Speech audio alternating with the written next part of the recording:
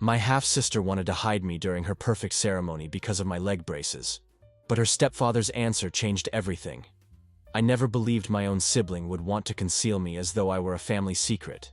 Yet there I was, trembling as I stood with my braces reading the most shocking message I had ever seen. Be me, 25-year-old Bella, sitting in my wheelchair, tears streaming down my face, reading the most heartbreaking message I've ever received. My own sister trying to hide me away on her wedding day, like some shameful family secret. Olivia, my 28-year-old sister, the same one who promised to always protect me, now asking me to stay home from her wedding because my wheelchair might ruin the aesthetic of her photos. The worst part? This nightmare was just beginning. None of us could have predicted how her in-laws would turn everything upside down. Let me tell you how I got here. Until 2 years ago, I was living my dream as a dance instructor. Had plans to open my own studio in Los Angeles. That all changed one foggy December night. Some drunk asshole decided to run a red light. I survived. My legs didn't get the memo. Ended up paralyzed from the waist down. Life switched from pirouettes to wheelchair ramps real quick. Cast of characters you need to know. Olivia, my sister, former protective older sibling turned bridezilla. Nathan, her 30-year-old fiancé. Trust fund kid working in luxury yacht sales. More concerned with appearances than actual human feelings. His parents, Vincent, 62, and Eleanor, 56, seemed like typical wealthy snobs at first. Boy, was I wrong about them. Before all this wedding drama exploded, Olivia and I were inseparable growing up. She was my biggest cheerleader. Never missed a single dance recital. Would help me practice routines in our backyard. Always defended me from middle school bullies. After my accident, she was there through everything. Every grueling physical therapy session. Every tear-filled night, every small victory.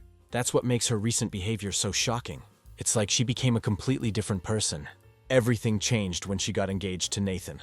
The engagement party was when I first noticed something was wrong. Olivia arranged it at some fancy Beverly Hills country club. Place barely had wheelchair access.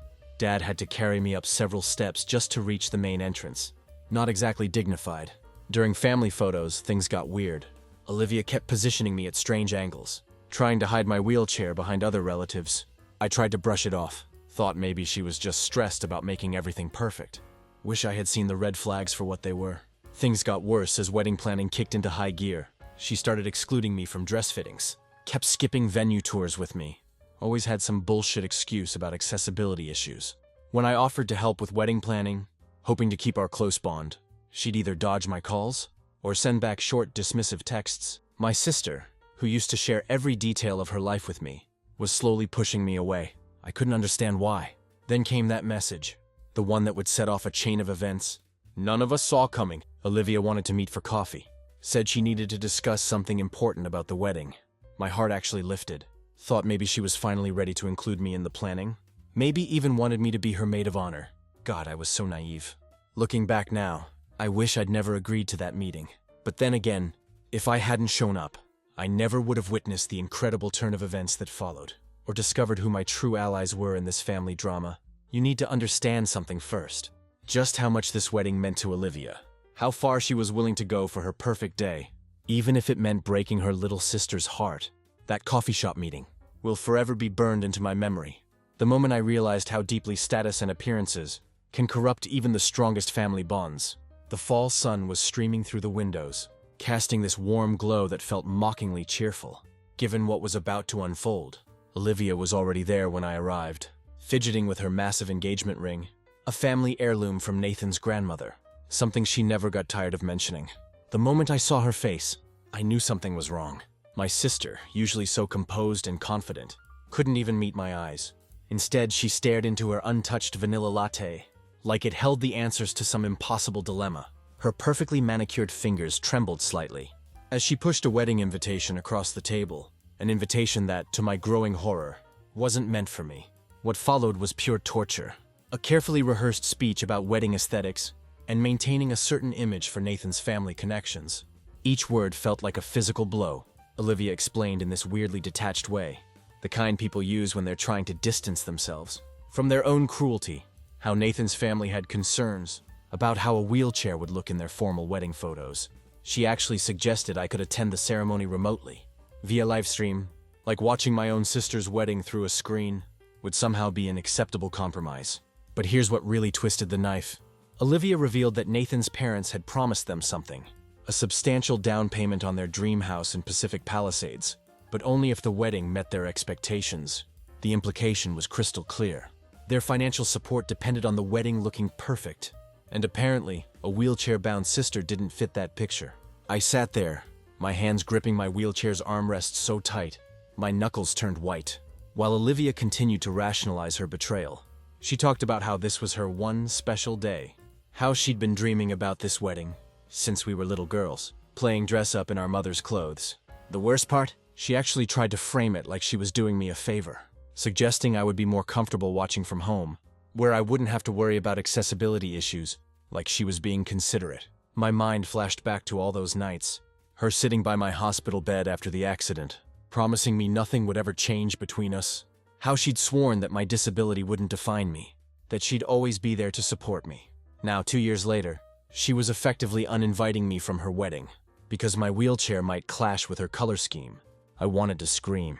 I wanted to flip that fancy coffee table, throw her overpriced latte in her face. But instead, I did something that seemed to shock her even more. I laughed. Not a happy laugh. It was the kind that comes when something is so absurd, so painfully ridiculous, that your brain doesn't know how else to process it. Then I told her something. Something that made all the color drain. From her perfectly made-up face, I reminded her about our late grandmother's vintage pearl necklace. The something old she was planning to wear at her wedding was actually left to me in the will. Olivia had been borrowing it for the past year. I'd been happy to let her keep it, because, well, that's what sisters do. But now I wanted it back. The look of panic that flashed across her face was almost satisfying. That necklace was central to her wedding aesthetic, featured in all her bridal magazine submissions, plastered all over her Pinterest boards. She'd been bragging about its history to Nathan's family, weaving it into her carefully crafted image of old money elegance. What happened next would change everything. Would not only change Olivia's perfect wedding plans, but would reveal the true colors of everyone involved. Trust me, some of those colors were far from the elegant palette my sister had chosen for her special day. Next few days were pure chaos. Unanswered calls, passive-aggressive family text messages everywhere. Olivia had spun quite a tale to our parents about my unreasonable behavior regarding grandmother's necklace. But then something unexpected happened. That evening after our coffee shop confrontation, I received an email from Eleanor, Nathan's mother. My finger hovered over the delete button.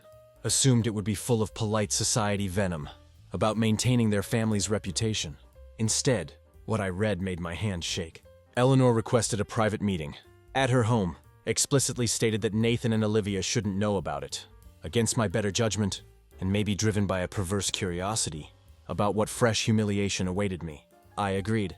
The next afternoon, found myself being wheeled up a custom-installed ramp at the entrance of their Bel Air mansion. Yes, you read that right. They had a ramp, a beautifully designed one, perfectly integrated, looked like it had been part of the original architecture. My first thought was, must be for deliveries. But Eleanor's next words stopped my thoughts cold. She revealed that her own mother had spent the last decade of her life in a wheelchair. Due to MS, the ramp was installed during that time.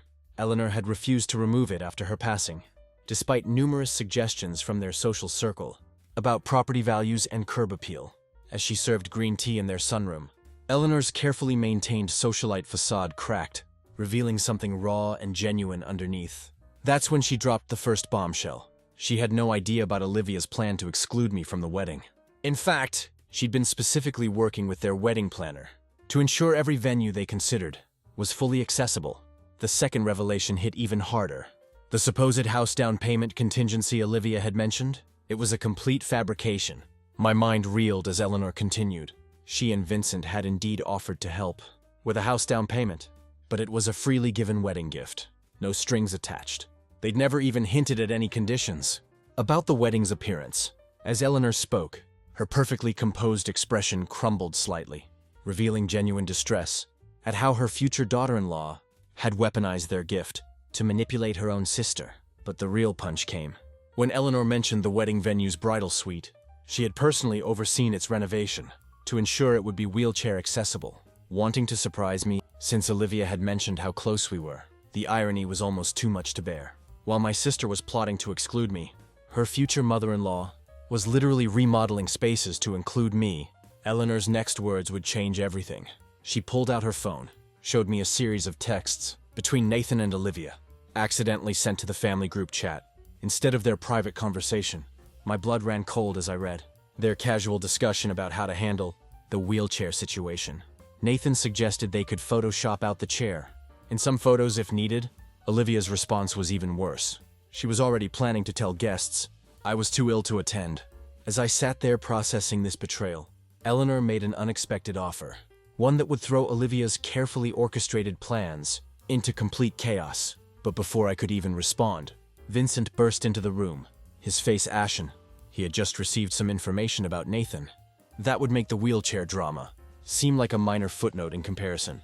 Looking back now, I realized that afternoon tea with Eleanor marked the moment everything started unraveling. Olivia's perfect wedding facade was about to crack, and the truth behind Nathan's polished exterior was going to leave everyone questioning who the real villains were in this story. Vincent's revelation about Nathan felt like watching a carefully constructed house of cards collapse in slow motion. As he paced the sunroom, his usual commanding presence diminished by visible distress. He revealed that Nathan had been orchestrating an elaborate fraud scheme through his yacht sales. He'd been taking deposits for luxury vessels that didn't exist, using the money to maintain his facade of wealth and success. The house he'd promised Olivia, it was part of a development project that existed only on paper. The weight of this truth settled over the room. Like a heavy fog, Eleanor's hands trembled as she set down her teacup, the delicate china making a soft, discordant sound against its saucer. The woman who had shown me such unexpected kindness now faced her own devastating reality. Her son was not just complicit in excluding a disabled sister-in-law. He was a criminal whose carefully constructed world was about to implode. In that moment, Eleanor's earlier offer took on new significance. She had suggested that instead of staying home, I should arrive at the wedding early, before the other guests, help her arrange a surprise celebration of mine and Olivia's childhood dance performances. She'd found videos of our recitals, planned to project them during the reception. The irony was suffocating. While Olivia plotted to hide my wheelchair, Eleanor had been working to celebrate the very thing that had led to my current condition, my love of dance. But now, with Vincent's revelation hanging in the air, that surprise felt like a footnote in a much larger tragedy. Eleanor's next words showed me where Olivia had inherited her flair for dramatic timing. She had already contacted the FBI about Nathan's schemes, driven by her own discovery of irregularities in the family's charitable foundation, which Nathan had been helping to manage. The investigation was set to conclude within days. Just before the wedding, as I sat there, processing these layers of deception, my phone buzzed with a text from Olivia. My sister, oblivious to the storm about to break, was demanding grandmother's necklace back. Her message was a masterpiece of emotional manipulation, reminiscing about how grandmother would have wanted her to wear it on her wedding day, how she'd already planned her entire look around it. Each word felt hollow now. Knowing what I knew about her fiancé, about her lies regarding Eleanor and Vincent's conditions, about her own calculated exclusion of me. That's when Eleanor made a second offer, one that left me breathless. She reached into an antique jewelry box and pulled out a familiar-looking pearl necklace, one identical to my grandmother's. It had belonged to her own mother, she explained. She'd been planning to give it to Olivia as a wedding gift. Now she suggested a different plan, one that would require perfect timing and a bit of theatrical flair. Her eyes held a mixture of sadness and determination as she outlined her idea. As I considered Eleanor's suggestion, I realized that the next few days would either heal the rift between Olivia and me or shatter our relationship beyond repair. The weight of multiple secrets pressed against my chest. Nathan's fraud, Eleanor's surprise videos, the truth about the house down payment, and now this new plan involving the pearl necklaces. Each one felt like a ticking time bomb. I knew that when they finally exploded, nothing would ever be the same. But before any of these revelations could come to light, Olivia unleashed her own devastating salvo. A series of messages appeared in our family group chat that would force my hand and set in motion a chain of events even Eleanor hadn't anticipated. As I read my sister's words, I realized that sometimes the cruelest cuts come from those closest to us. She painted a picture of me as a bitter, jealous sister, unable to celebrate her happiness because of my own tragedy. The words she used, words that could only have come from someone who knew exactly where my emotional wounds lay, cut deeper than any stranger's cruelty ever could. She claimed I was using grandmother's necklace as a weapon, weaponizing my disability to gain sympathy, trying to make her wedding about my limitations. The most painful part? She shared childhood photos of us dancing together, using them to illustrate how far I'd fallen from the supportive sister I used to be. Each image felt like a deliberate reminder of everything I had lost that foggy December night. The final photo was from her engagement party, the one where she'd tried to hide my wheelchair. She cropped it to show only her beaming face next to Nathan, with a caption about how some people choose to celebrate love, while others wallow in their misfortunes. Sitting in Eleanor's sunroom, watching these messages appear in real time, I felt an odd sense of calm descend over me. It was the kind of stillness that comes when you finally see something clearly.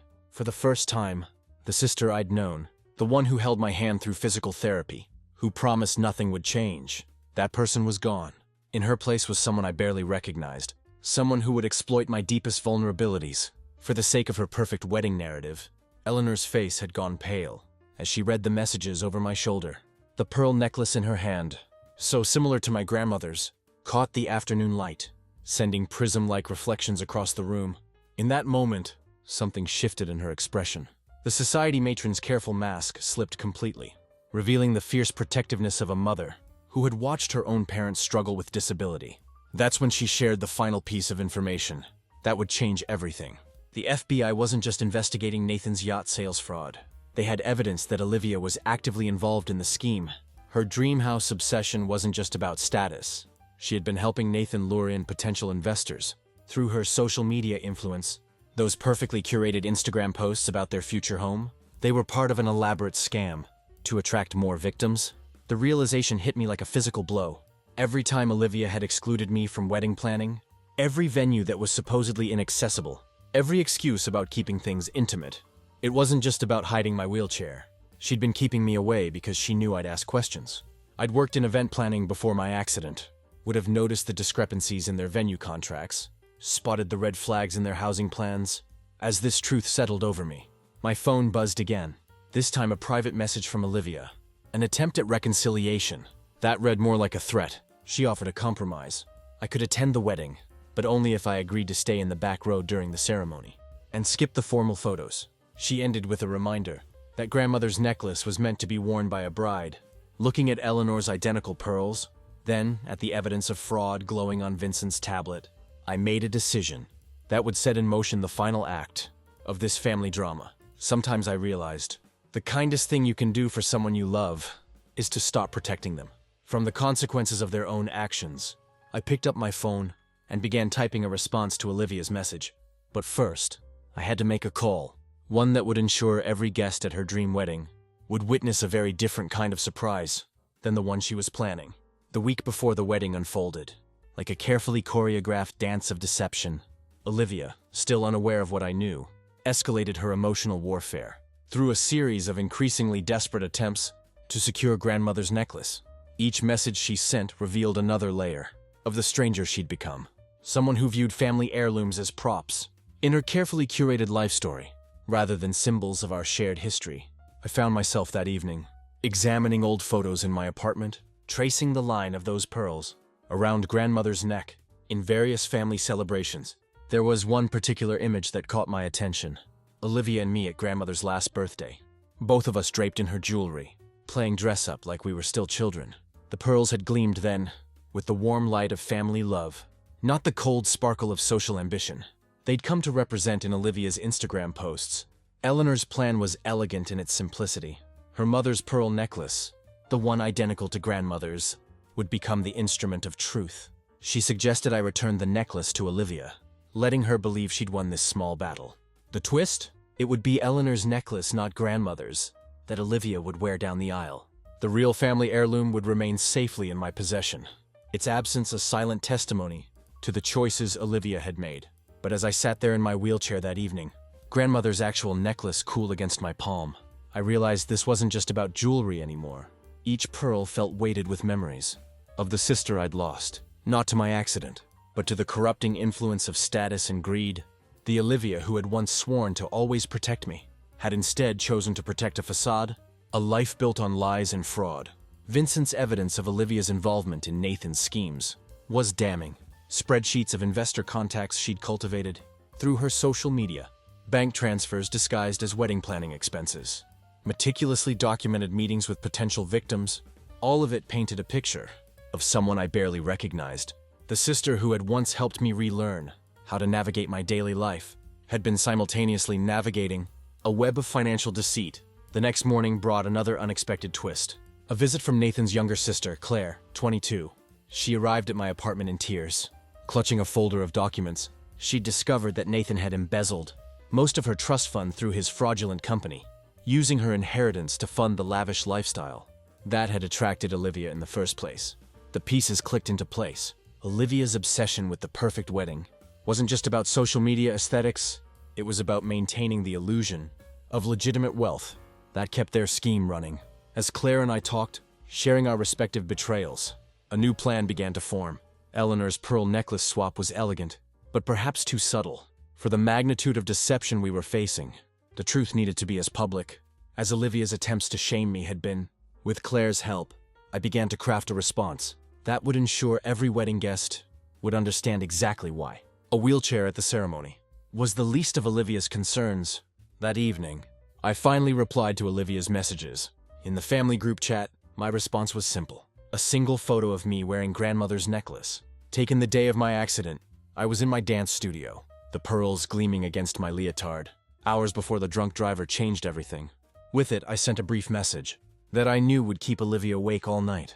Looking forward to the wedding, I have a surprise that I think will leave everyone speechless. What Olivia didn't know was that while she'd been trying to minimize my presence at her wedding, I'd been working with Eleanor and Claire to choreograph a very different kind of performance, one that would ensure every guest understood the true cost of her perfect day. As I set my phone down, the weight of grandmother's real pearls against my neck felt like armor, protecting me for the battle to come. The morning of Olivia's wedding dawned with a kind of pristine clarity that usually only exists in wedding magazines. I arrived early, just as Eleanor had originally planned, but for entirely different reasons now. My wheelchair glided smoothly over the venue's accessible pathways, the ones Olivia had claimed didn't exist, while Eleanor's pearl necklace rested in a velvet box on my lap. The real family heirloom remained at home, safely stored away from the chaos about to unfold. The bridal suite was a flurry of activity. When I entered, Olivia's face, half done with makeup, flickered through a series of expressions. Shock, anger, calculation, and finally, a brutal attempt at sisterly warmth. Her eyes fixed immediately on the velvet box in my lap. I watched her shoulders relax slightly, assuming she'd won our small war over grandmother's necklace. It's strange how even in moments of profound deception, we can still read our siblings like books we've memorized by heart. What happened next unfolded with the precision of a dance recital we'd rehearsed our entire lives for. As Olivia reached for the velvet box, Claire appeared in the doorway, accompanied by 2 FBI agents. The timing was deliberate. Olivia's hands were just closing around Eleanor's pearls. As the agents began reading her rights, the look of confusion on her face as she glanced between the necklace and the agents would have been almost comical if it weren't so heartbreaking. The evidence Claire had provided proved instrumental. Every fraudulent transaction, every manipulated social media post, every fake yacht listing had created a paper trail that led directly back to both Olivia and Nathan. The dream house they'd promised their investors was just the tip of the iceberg. They'd been running their scheme for years, using Olivia's social media influence to lure in victims, while Nathan handled the financial manipulation. Eleanor appeared behind me, her presence a quiet pillar of strength. She watched without flinching as her son was led away in handcuffs from his dressing room, his perfectly tailored Armani tuxedo, a final costume. In his performance of wealth and success, the guests arriving to celebrate what they thought would be a fairy tale wedding instead became witnesses to the unraveling of an elaborate fraud. In the chaos that followed, I found myself facing Olivia one last time. Her makeup was streaked with tears, her carefully curated facade crumbling as rapidly as her future plans. She asked me in a voice I barely recognized why I couldn't have waited just one more day, giving her just these few hours of perfect happiness before everything fell apart. My response was simple. I showed her the photograph from grandmother's last birthday, the one where we were both draped in her jewelry, innocent and loving. That's when I revealed the final truth. The necklace she was holding wasn't grandmother's at all.